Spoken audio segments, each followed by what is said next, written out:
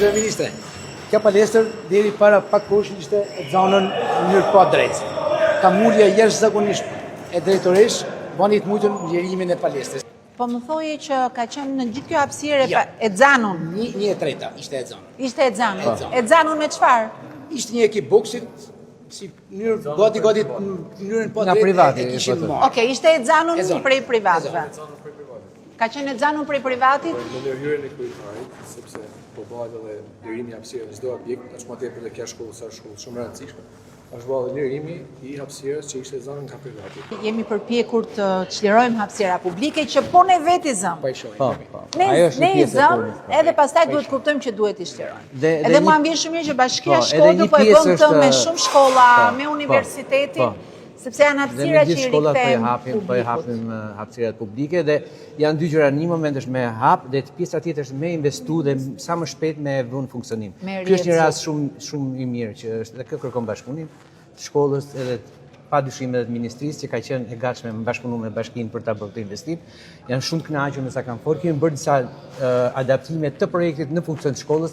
Kemi rujt jashtëzakonisht shumë, se është me shumë histori dhe ka një vlerë, dhe jena munduar që dhe bashkë me firmën kemi arrit që të ruajmë të gjithë detajet, nëse ishte më e vështirë për ta bërë kështu, për tuajtjen e detajeve, për shumë tavani që mund të rrëzojë dhe kemi ndru komplet duke rujt gjithë karakteristikat që ka pas ky ndërtesë, siç e tha aty, është nga më të bukurat, më historike, më me vlerë në shkollë. Edhe e di çfarë më vjen mirë se është ikonike si ndërtesë, është ikonike si histori për pjesën e historisë së arsimit, por edhe gjithë ju bashkë mësuesët edhe nxënësit ja keni mbajtur të rujt edhe rrit vlerat shkollës. Tu jemi në te muzeun e shkollës. Që keni bërë vetë.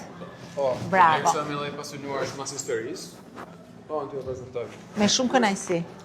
Ky është himni i shkollës tonë. Po? I bërë nga Ernest Koliçi. Po.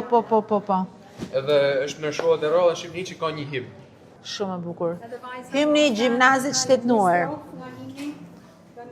Me shumë kënaqësi. Shumë e bukur. Është shkruar ngeknisht. Po. E di shumë mirë. Unë jam mësuese letërsie në bazë.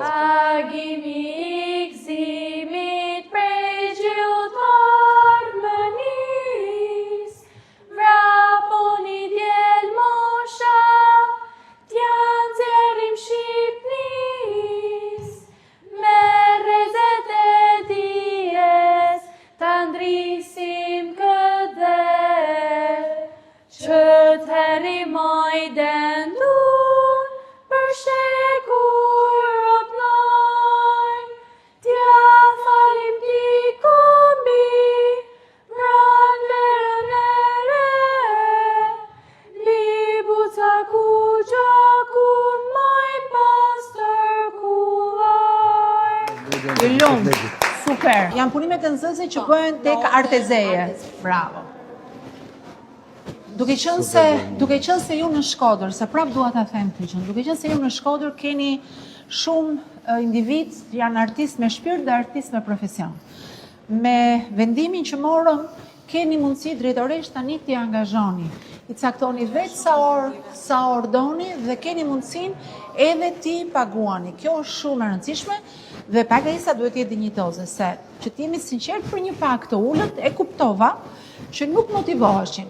Ndoshta nuk motivoheshin as mësuesit, për shembull mësuesja e muzikës apo mësuesja e arteve, që të rri edhe 2 orë të tjera mbrapa dhe të punoj se është e lodhshme. Po ndërkohë mund të tërhiqni, mund të keni mësues në pension ose mësues në listën e pritjeve dhe këtu i drejtohem zyrës arsimore. Keni mësues në listën e pritjeve, të cilët mësues për shembull të biologjisë, të cilët mund vinë të bëjnë orë bujqësie, orë mjedisore. Pra, është shumë e rëndësishme tani të organizohet. Keni dhe mundësinë ligjore dhe mundësinë financiare. Vetëm bëje. Nuk e fshej që jam shumë e impresionuar, shumë e mbresuar, do thonim një shqipe të bukur, nga rezultatet e shkollës 28 nëntori këtu në Shkodër. Dua t'ju them që më keni një ndjekse shumë të rregullt në faqen sociale të shkollës. Unë i ndjek aktivitetet që ju bëni, punët që bëni, projektet, detyrat shkollore, ndjek aktivitetin e mësuesve të shkollës, qoftë ato që keni detyra pjesën e trajnimeve, po ndjek edhe gjithë aktivizimin tuaj në sidomos në ato projekte, të cilat nuk janë pjesë e detyruar e programit. Se ju futeni në mësim në orën 8 në klasë, gjithë lëndët i keni detyrë për t'i bërë, e keni detyrë ndaj vetes, është investimi më i mirë dhe më i rëndësishëm që mund të bëni në jetë, por pasioni dhe përkushtimi nuk maten vetëm me orët e detyruara, maten edhe me pjesën tjetër që ju i jepni shkollës, që janë, për shembull, po shoh këtu disa fletpalosje shumë të bukura, klubi social, klubi matematikës, klubi biologjisë, klubi artit, dhe të gjithë, klubi kimis, klubi i gocave, girl up, gjuhët e huaja, më vjen njerëz zakonisht shumë mirë që portofoli i të gjitha aktiviteteve në gjimnazin tuaj është në nivelin më të lartë.